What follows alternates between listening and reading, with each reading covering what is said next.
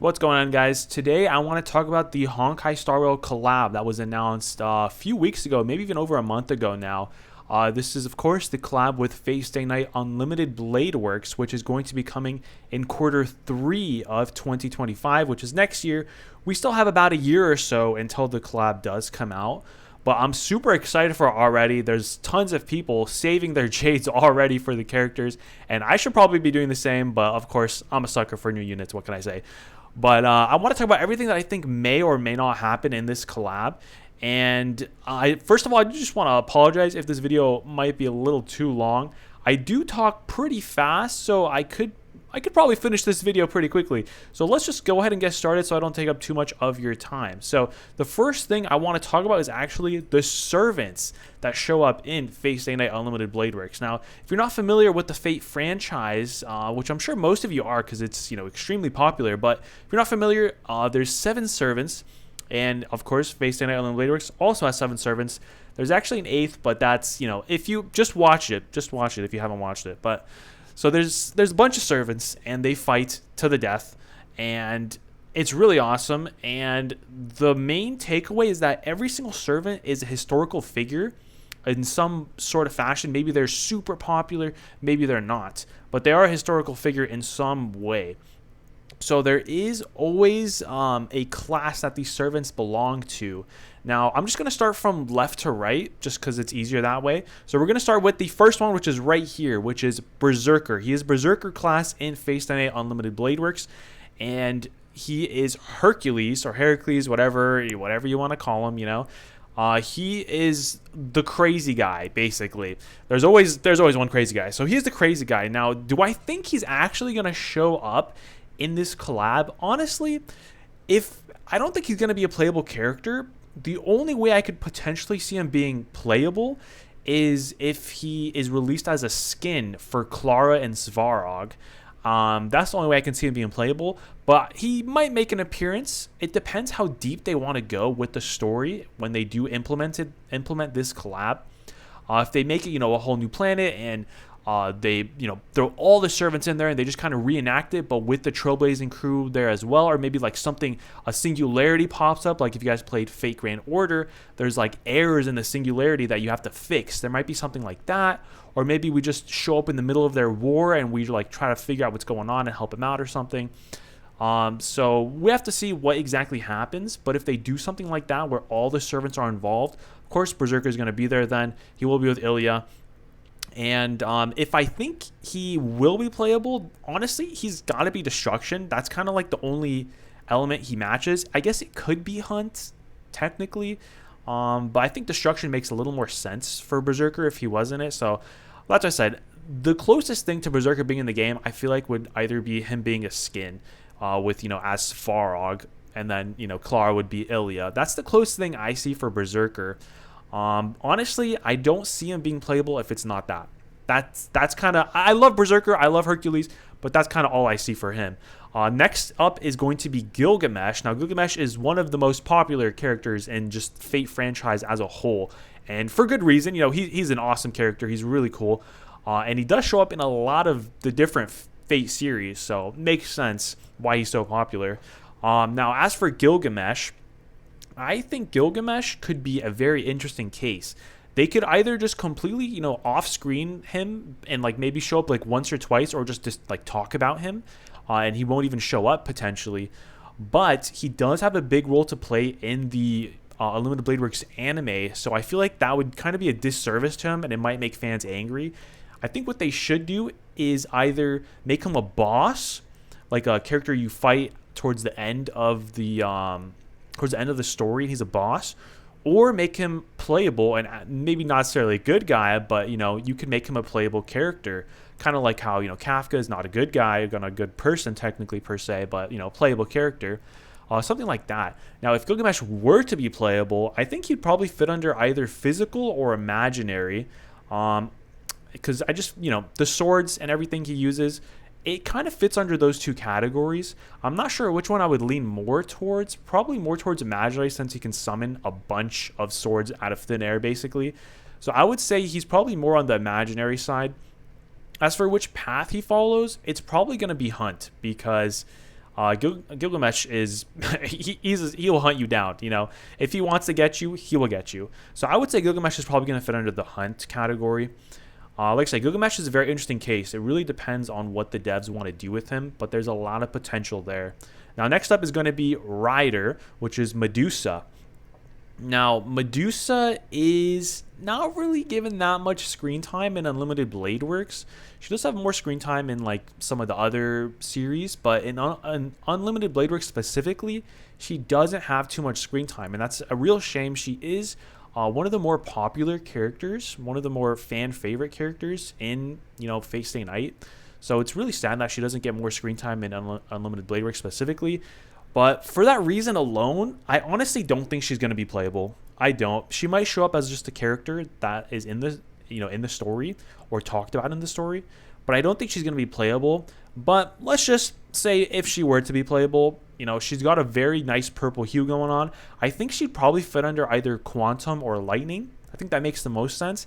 You could also say Wind, just because she's a rider. She dashes place to place, blah, blah, blah. She's really quick. She could fit under that elements as well. And as for the path, like I said, probably just destruction. If you don't know what to put a character under, it's probably just going to be destruction. You could make a case erudition, fast. Could use like AoE damage. Erudition could work. You could also see that happening. But like I said, honestly, I don't see her coming out. She could just be a skin for a character though. For all we know, who knows? Maybe a Kafka skin because she does have chains. Could be potentially, but I don't know. We'll have to see on that. Next up is a huge fan favorite, Archer. I'm not going to say his real name just in case you haven't seen the anime. I'm not going to try to spoil too much, but Archer, huge fan favorite. Archer will for sure make an appearance, whether it's as a playable character or just a side character or something. He will show up for sure, because he is one of the 4 main characters in the show. As for if he is playable, what path and element he would most likely be imaginary. Like I said, he could be physical as well. He's kind of close to that Gilgamesh thing. Could be physical, could be quantum. You could make a case for that, but I would say he's more towards the imaginary side. And as for what path he would be, it's either going to be destruction or hunt as well. You could say preservation for Archer because he does have that shield that he uses. But most likely, I would say destruction hunt-esque. I feel like makes the most sense for him. And then to go with Archer, let's talk about Saber. King Arthur, Arturia Pendragon. She will for sure, just like Archer, 100% make an appearance, whether it's as a playable character or as a non-playable character. But I would lean more towards the side of playable character because she is, if you think of Fate, you're gonna, Saber. There's so many Sabers in Fate, not just a class, but blonde-haired sword girl. They're all over the place. So she's gonna show up in one way or another. Now, as for if she's playable, I'm not exactly sure. She could just be a skin. But if she was to be playable, I could see her being a few different elements. So the first element would be wind, because she does hide her sword and has a very strong gust power to the sword. So you could say she could be wind. You could say she's physical because it's just a massive sword. Yun Li recently came out and she has a massive sword and she's physical. So could be just plain old physical as well. You could say imaginary because the sword is invisible. She has some, imaginary powers. I feel like those kind of make the most sense. I would lean more towards wind/physical myself. I think if there was to be any of these characters being wind, it would probably be Saber, personally. You could make a case for Ku, but I think Saber would make the most sense there. But like I said, she's probably the most popular character in Fate, and she will 100% make an appearance in the story. Next up is going to be Caster. Now, I forgot her name off the top of my head because I don't like her as a character, but she's in the show and she has a pretty vital role in Unlimited Blade Works. She is a pest to get rid of. So I can see her fitting under either 2 different categories. She could fit either as a harmony unit because she does have a lot of buffs to herself, and she does have a lot of kind of summon techniques and such. She's a caster, So Harmony would make a lot of sense. If you don't want to do Harmony, you could say Nihility. Nihility would make sense. She has a sword that just debuffs magic, so you could say she's Nihility. You could say Abundance because she has an abundance of health. She has magic she can cast, blah, blah, blah. But I personally would not say Abundance, but you could. It could work there if they really wanted to do that, but I would say either Nihility or Harmony makes the most sense for a caster. And then next up is going to be Assassin. I don't remember this guy's name either. I don't remember his name either, but he's a Japanese swordsman, I believe. Now, he would probably fit under also Nihility or Hunt. I think those two would be the only categories he would fit under. I would lean more towards Hunt, actually, since he is a swordsman. As for what elements he would be, I would say Quantum. I feel like Quantum fits him really well. Also, I didn't say Caster's element. I think Caster would be Lightning. But yeah, Assassin would probably be Quantum. And then next to him is the other Assassin. The other Assassin would probably be Quantum as well, honestly. I would say he's Quantum, and he would probably fit under Hunt or Destruction. You could say Erudition because there's a lot of, he has a lot of summons himself. And, a lot of summons means a lot of more attacks, blah, blah, blah. It could fit under Erudition, but that's what I think as well. And then last but not least, Ku. Now, Ku is a very popular character. And I think he kind of fits a similar role like Don Hung does currently in the game. I can see him being either wind or fire. Could potentially be lightning or quantum, but I see wind or fire more in him. And I see him very much so as a hunt character. I don't think he could be anything other than hunt for Ku personally.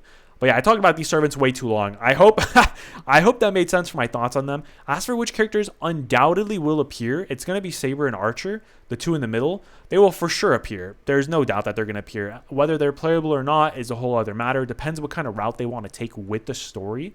But I'll talk about that in a second here as well. Now, let's talk about some other characters being the main four.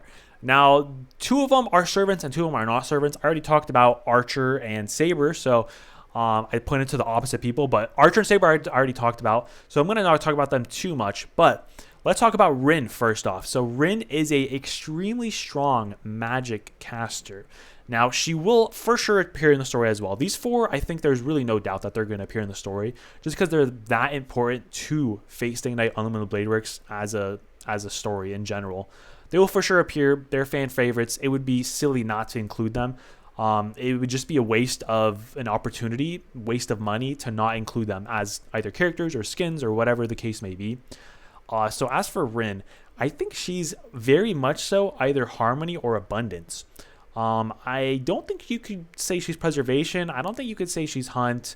I guess Nihility could work, but I don't think Nihility. I don't think she falls into that. I would say Harmony would make the most sense as for Rin, because she is a magic user.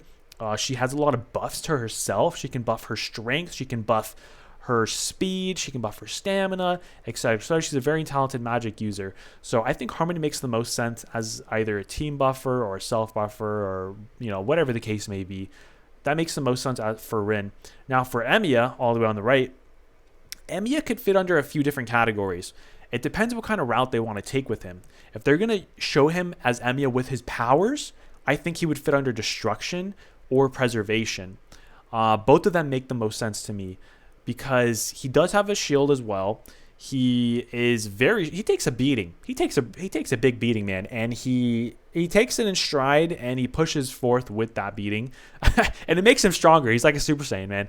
Makes him stronger. So Emiya will fit under those two categories in my opinion. Now as for what elements they would both fit under, I could see both Rin and Emiya potentially being imaginary.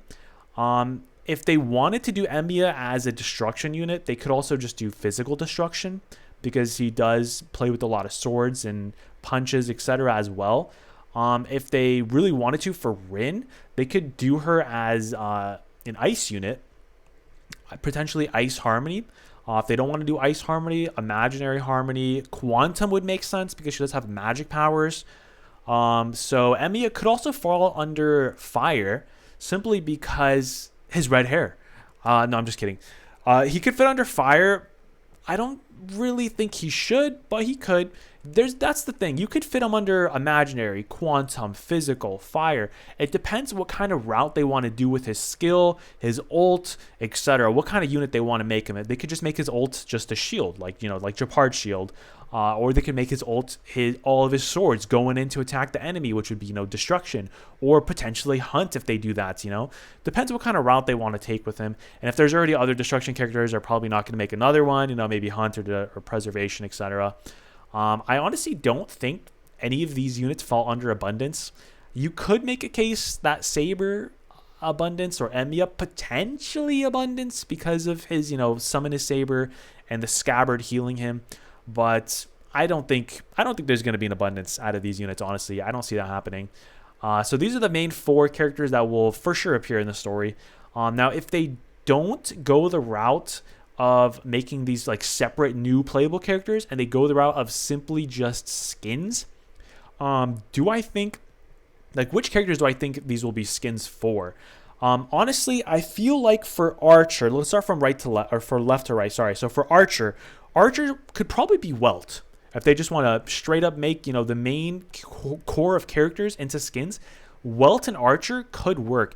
You just have to add a few, things to the skin to make him, have weapons and stuff. But because, Welt does not really use weapons, he just has that cane. Change the black hole to like, he shoots a bow or something that just lands on them. It could be Welt, and if they do Welt, it makes sense. Imaginary, the Nihility doesn't really make too much sense, but Imaginary, etc. If they do a skin, for Rin, she could probably be Bronya, honestly. Harmony unit, she's Wind, but as for just a skin, that would make the most sense. Silverwolf, I guess, is Nihility, kind of like a debuffer. Could do that for Rin, which is Quantum. But I think Bronya would probably make the most sense, personally. As for Saber, now, of course, person not included here, I do just want to pop them up. Not included here is Clarence Svarog, which big skin, obviously. I said Clarence Svarog, oh my god. Clarence Svarog is going to be Berserker and Ilya if they do skins, 100%. There's no reason not to. It's just straight up taken out of textbook, white hair, etc. It's 100% going to work like that if they do skins. But as for Saber, honestly, there's not too many characters that use swords. The few that do, Locha does. Locha is an abundance character, though, so I'm not really sure how they would make that work. But Locha could work as an abundance character. As for other swords, they could just do, like, I don't know. Saber is a really hard one. I feel like Locha as a like design choice would make the most sense. If they don't want to do Locha, they can do what's their name? Oh my god, Himiko. You know how Himiko has the casket. Instead of the casket changes into the sword. That would be really cool if they're trying to do like the main core of characters. Oh yeah, Yang King. Yang King could work, but Yang King is ice. Yang King has multiple swords. You just have to kind of change the multiple swords to just one big sword, I guess, would make sense. And yeah, that's how I feel about for Saber. Emiya, honestly, I don't see him fitting anything other than just the Trailblazer, but I don't know how they would make the Trailblazer into a skin. So I don't see that happening. Potentially just OG Don Hung would make the most sense, or I guess Don Hung and Bibber Lune, but he is a limited character, so I don't see that happening too much. Probably just the OG Don Hung for Emiya. And yeah, so that's what I think would happen if they do decide to make these skins. Now, next thing I want to talk about is the planet. So the planet that has been, kind of leaked at the bottom right corner of the screen is a planet that shows up when you actually open the Star Rail game. You can see that planet there. But of course, we don't know which planet it's going to be at. It could be Amphoris, which we're potentially going to next. It could be a whole other planet. It could just be bait. It could just stay there in the bottom right corner forever. Or it could be the Face Day Night Collab planet. What I really want from the Face Day Night Collab is a whole new planet that is either time limited for like 1 or 2 months, an extended period of time so many people can get on, or a permanent addition of content to the game. Now, that would be very tricky to implement as a collab, though, as a permanent content to the game. But Star Rail does have a lot of permanent events in the game already that are saved, in the compendium. So They could do it, but if they do that, I don't know how they're going to handle the banners, the reruns, unless they only make skins and they like somehow purchase the rights to forever include the skins in the shop. Then that could make sense. But yeah, I would love a planet with permanent content for us to explore and experience and not have to be time gated. Of course, better rewards if you do it during the events, but just to have the permanent story there, I feel like would attract a lot of people to play the game. And it would make a lot of people sad who, sorry about that burp, who missed out on the collab. I feel like it would make a lot of people sad. But if they do include a free character or a free skin permanently, that could be huge to kind of sway people from being too angry or too sad that they missed the collab. Adding a permanent like free character or free skin. Now, if they were to do a free skin, like I said, it would probably be one of the main characters, or if they just want to do the Clara Svarog for Berserker Ilya thing, just to do for free as a standard character, they could do that. Now, one of the 4 main characters I think would make the most sense is probably either Emiya or Rin. As you know, Rin probably Bronya, Emiya either Don Hung or Trailblazer, or I guess Yin King. Yin King could work for Emiya potentially. So if they wanted to do like a free skin that they give you after you complete the story, they could do something like that, or just some sort of permanent mode that encapsulates the story or kind of, you know, lets you experience it. That's kind of the main thing, lets you experience it. And as for the story itself, like I said, I think the most likely thing is going to be that there's like a sort of singularity error that the Trailblazing crew comes and helps with. I feel like that just makes the most sense. Now, of course, it's been done by FGO so many times, but I feel like that's all that makes the most sense. And that's kind of what I want out of the story itself. And yeah, that's pretty much everything I wanted to talk about. Let me know your thoughts on everything I talked about in today's video. I did talk about a lot, over 20 minutes. I told you it was going to be a long one. I just love to ramble and talk.